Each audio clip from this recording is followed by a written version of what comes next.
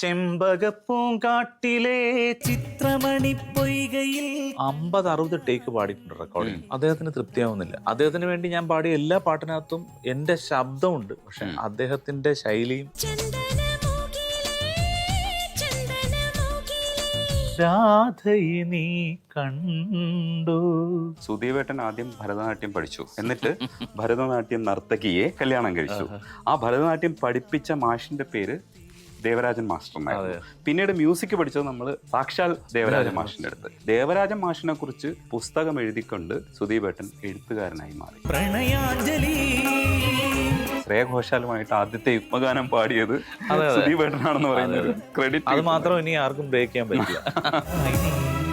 പുല്ലാനിക്കാടും കാണാം വെള്ളാമ്പൽ പൂവും സഞ്ജു സാംസണിനെ ടീമിലെടുത്ത പോലെ ആയിരുന്നു എൻ്റെ അവസ്ഥ.